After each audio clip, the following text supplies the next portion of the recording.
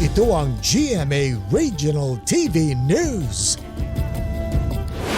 Mainit na balita mula sa Luzon, hatid ng GMA Regional TV. Patay ang isang Polish national matapos malunod sa bahagi ng Fantastic Reef sa San Vicente, Palawan. Chris, ano nga lumabas sa investigasyon? Rafi, ayon sa mga otoridad, posibleng pinulikat ang biktima habang nag-i-snorkel. Base sa investigasyon, may kasamang ibang turista ang dayuhan nang mag-snorkeling 600 metro mula sa Kapsalay Island sa barangay Port Barton. Nalaman na lang nilang nawawala ang Polish national makalipas ang 40 minuto. Natagpuan kinabukasan ang bangkay niya sa mababaw na bahagi ng Fantastic Reef. Ayon sa chairman ng Port Barton Marine Park Council, senyales ng pulikat ang nagkulay violet na mga binti ng biktima. Patuloy pa ang investigasyon ng mga otoridad. Nasunog naman ang isang bus sa gilid ng kalsada sa Pulangi, Albay.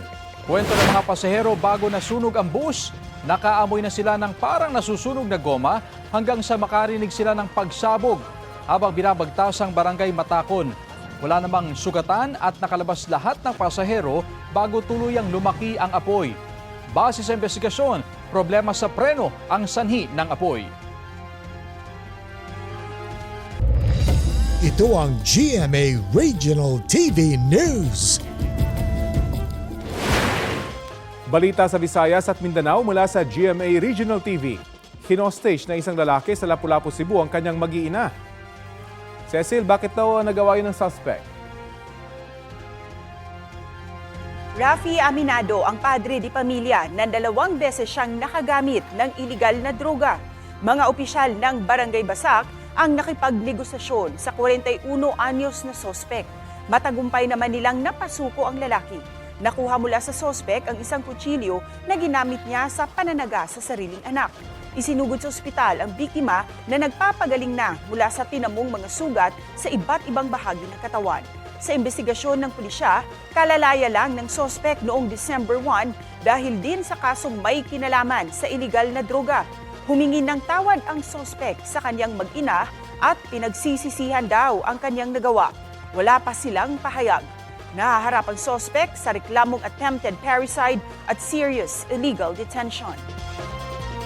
Sa Talisay, dito pa rin sa Cebu, nalunod ang isang binatilyo matapos tumalon sa Tinubdan River sa barangay Kandulawan.